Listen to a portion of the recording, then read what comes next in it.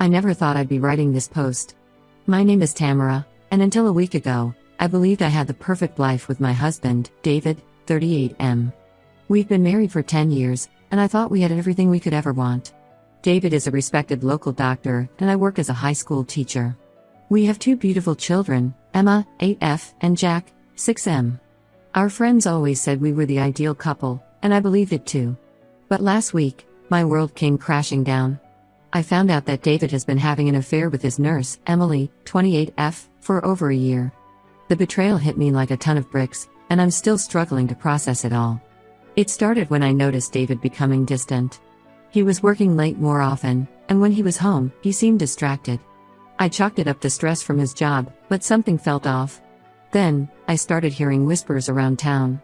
At first, I dismissed them as baseless gossip. David and I had always been faithful to each other, or so I thought. The truth came out when I received an anonymous text message with pictures of David and Emily together. They were at a restaurant, holding hands and looking at each other in a way that made my stomach churn. I confronted David as soon as he got home that night. I showed him the pictures and asked for an explanation. To my shock, he didn't even try to deny it. He just sat there, looking defeated, and said, "I'm sorry, Tamara. I never meant for this to happen."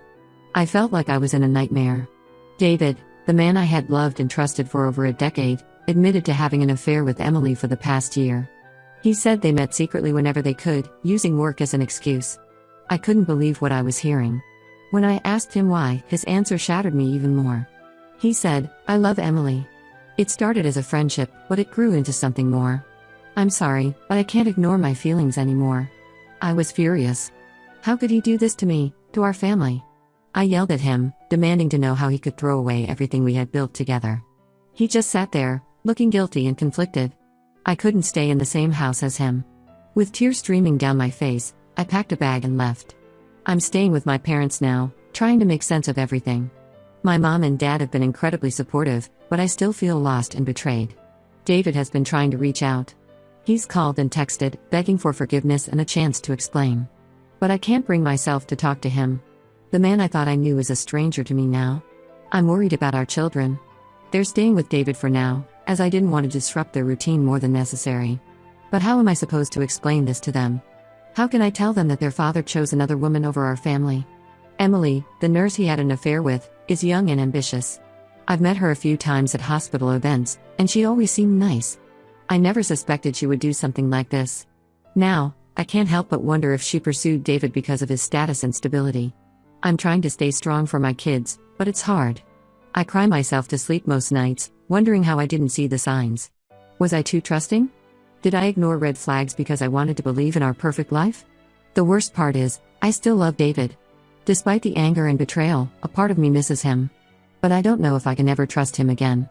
How can I look at him without seeing his betrayal? I'm not sure what to do next. Should I try to work things out for the sake of our children? Or is it better to make a clean break and start over? The thought of divorce terrifies me, but so does the idea of staying with someone who could hurt me so deeply. I've told a few close friends what happened, and their support has been a lifeline. Some have suggested couples counseling, but I'm not sure I'm ready for that. Others have advised me to lawyer up and protect myself. For now, I'm taking it one day at a time. I'm focusing on my kids and trying to keep things as normal as possible for them. But inside, I'm a mess of emotions, anger, sadness, confusion, and fear for the future. I never thought I'd be in this situation. I always believed David and I would grow old together, surrounded by our children and grandchildren. Now, that future seems like a distant dream. If anyone has been through something similar, I could really use some advice. How do you move forward when the person you trusted most in the world betrays you? How do you rebuild your life when everything you thought you knew turns out to be a lie? Thank you for reading this far. Writing it all out has been cathartic, even if it doesn't change the reality of my situation. I'm not sure what the future holds, but I know I need to be strong for myself and my children. Update 1: It's been a week since I found out about David's affair with Emily, and so much has happened. I wanted to update you all and thank you for your supportive comments on my original post. First, I've decided to stay with my parents for now. It's giving me the space I need to think clearly and process everything. My kids are still with David, but I see them every day after school. It breaks my heart to see the confusion in their eyes, but we're trying to keep things as normal as possible for them. David has been persistent in trying to talk to me. After ignoring his calls and messages for days, I finally agreed to meet him in a public place to discuss our situation. I was nervous and angry, but I knew we needed to address things for the sake of our children. When we met, David looked terrible. It was clear he hadn't been sleeping well. He started by apologizing profusely, saying he had made the biggest mistake of his life. He claimed that his affair with Emily was over and that he wanted to work things out with me. I listened to him, but I couldn't bring myself to forgive him. The trust we had built over years was shattered, and I told him I wasn't sure if it could ever be repaired. He broke down crying, which was shocking to see. David has always been the strong, composed one in our relationship. But here's where things took an unexpected turn. As we were talking, Emily showed up at the cafe. She looked distraught and asked if she could join us. Against my better judgment, I agreed. Emily's story was not what I expected. She revealed that David had been lying to both of us. Their affair hadn't ended as he claimed. In fact, David had been promising Emily that he would leave me for her. She showed us text messages where David talked about starting a new life with her. I was stunned. Just when I thought the betrayal couldn't get any worse, it did. David sat there, looking pale and trapped. He couldn't deny the evidence in front of us. Emily then dropped another bombshell. She thinks she might be pregnant. She's not sure yet, but she's late and has been feeling nauseous. The possibility of a child born from their affair made everything even more complicated. I left the cafe feeling numb. The man I had loved and trusted for so long had been lying to everyone. He wasn't just cheating on me, he was manipulating Emily too. It was clear that David had been trying to have his cake and eat it too, stringing both of us along. The fallout from this revelation has been intense. Word of the affair has spread through our small town like wildfire. David's reputation at the hospital has taken a hit. I've heard rumors that the hospital board is considering disciplinary action against both David and Emily for their unprofessional conduct. As for Emily, I have mixed feelings. On one hand, she participated in the affair and hurt me deeply. On the other hand, I can see that she was also a victim of David's lies. She's young and made a terrible mistake, but David was the one who broke his vows and betrayed our family. My friends and family have been incredibly supportive. My best friend, Lisa, has been a rock through all of this. She's helped me look into my legal options and has been there to listen whenever I need to talk. I've decided to consult with a divorce lawyer. I'm not sure if I'm ready to take that step yet, but I want to understand my rights and options.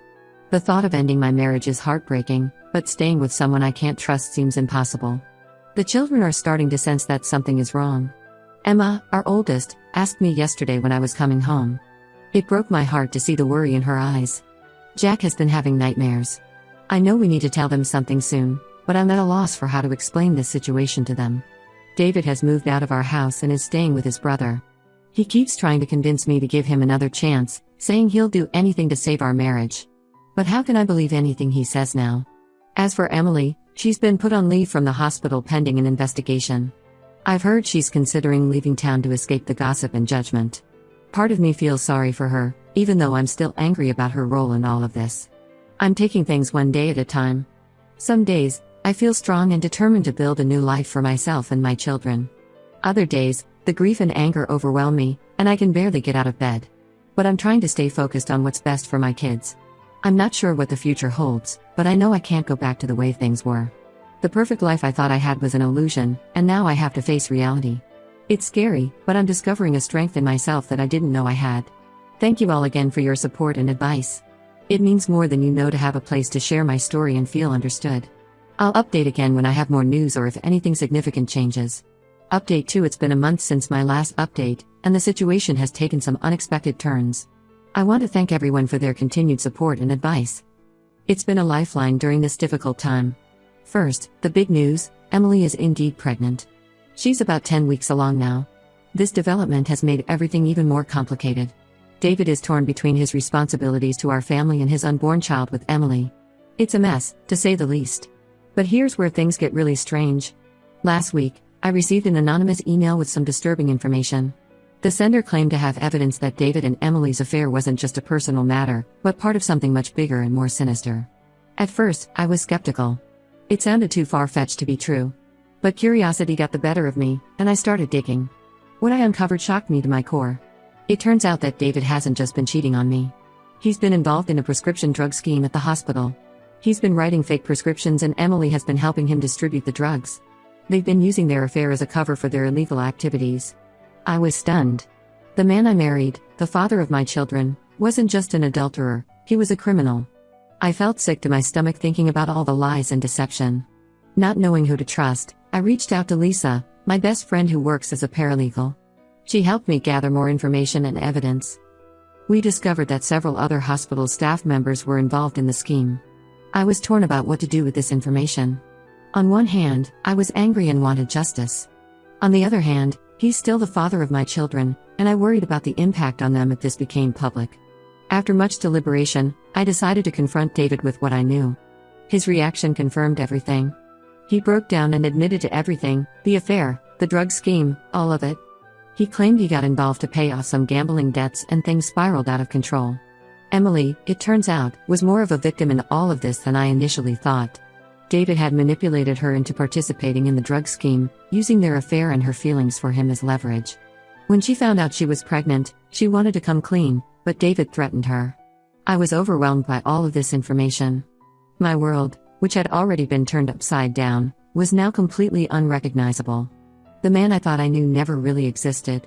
In a strange twist, Emily and I have formed an unlikely alliance. She's agreed to testify against David and the others involved in the drug scheme in exchange for immunity. It's bizarre to find myself working with a woman my husband cheated on me with, but we're both victims of David's manipulation. The authorities have been notified, and an investigation is underway. David is facing serious legal troubles.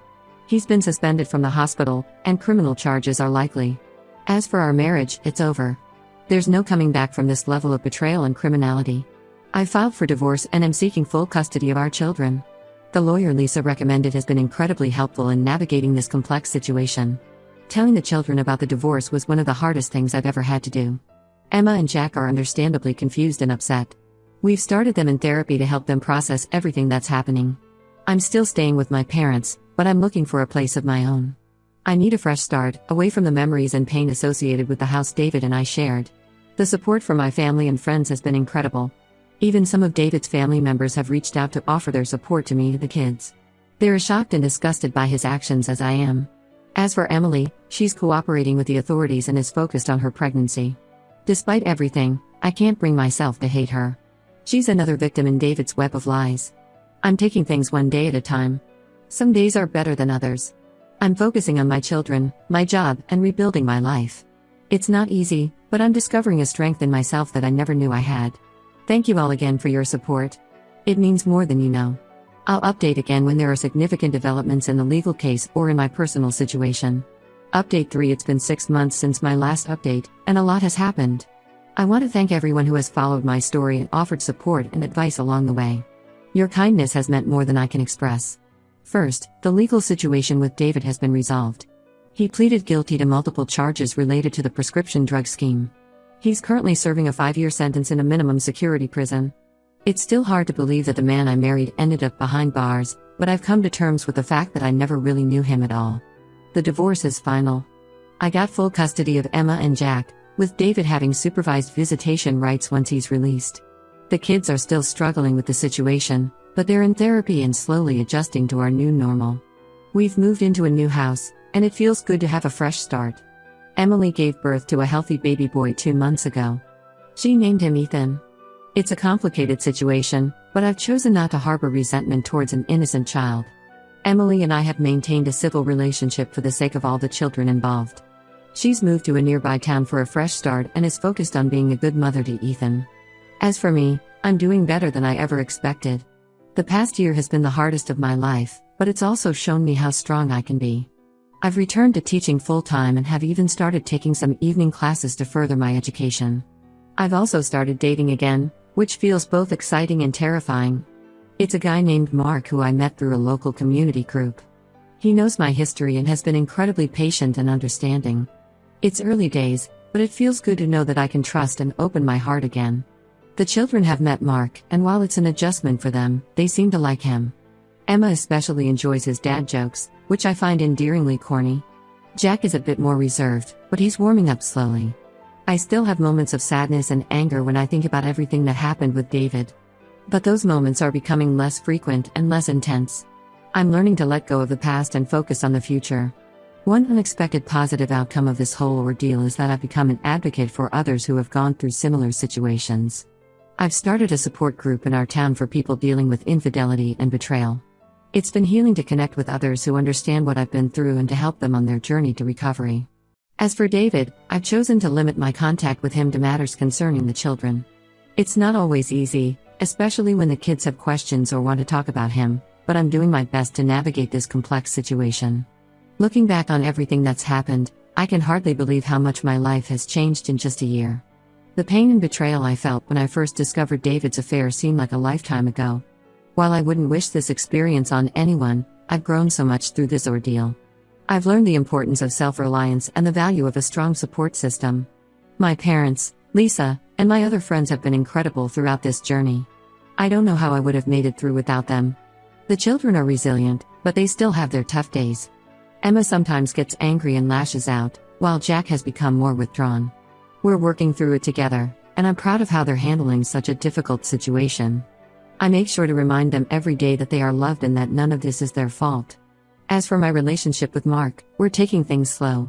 He's patient and kind, and he understands that trust is something that needs to be earned over time.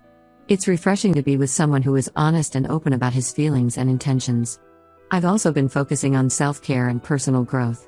I've taken up yoga and meditation, which have been incredibly helpful in managing stress and finding inner peace. I'm also planning to run a half marathon next spring, something I never would have considered before all of this happened. There are still challenges ahead. David will be released from prison eventually, and we'll have to navigate co-parenting. Emily and Ethan will always be a part of our lives in some capacity. But I feel equipped to handle whatever comes my way. To those who might be going through something similar, I want to say this: it gets better. The pain doesn't disappear overnight, but it does lessen with time. Focus on yourself and your children. Surround yourself with supportive people. Don't be afraid to ask for help when you need it. I'm not the same person I was a year ago. I'm stronger, wiser, and more self-aware. While I wouldn't have chosen this path for myself, I'm grateful for the growth and self-discovery it has brought. Thank you all again for your support throughout this journey. Your kind words and advice have been a source of strength and comfort.